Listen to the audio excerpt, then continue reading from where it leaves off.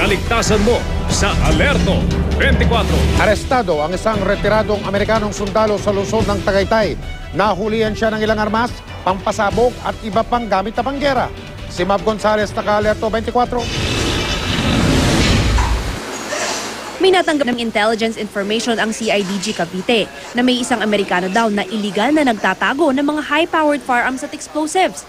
Nakuha mula sa suspect na kinilalang si Frank Edward Lucharini Jr. ang isang M16 rifle na may nakalagay pang law enforcement use only, isang Taurus pistol, 2 rifle airsoft, mga booby trap simulator, night vision binoculars, combat knives, rifle scopes, bulletproof vests at mahigit 300 bala at mga magazine para sa mga baril. Ang sabi niya, nagtatayo raw siya ng parang magtatayo daw siya ng isang training school for airsoft and security agency.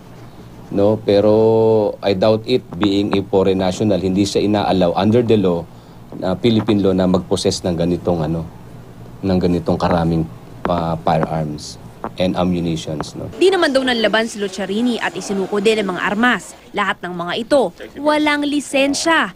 Pagdating sa presinto, tumangging magbigay ng pahayag ang suspect. Ngunit ang palaisipan pa ngayon sa mga otoridad ay kung paano naipuslit sa bansa ang mga firearms, lalo pat mataas ang kalibre ng mga ito. Sa initial investigation natin, lahat ng mga gamit niya while he is still in the active service sa US Army ay naisip niya rito. Paano naisip tong ganito at hindi na-detect? Paano nakalusot ito sa ating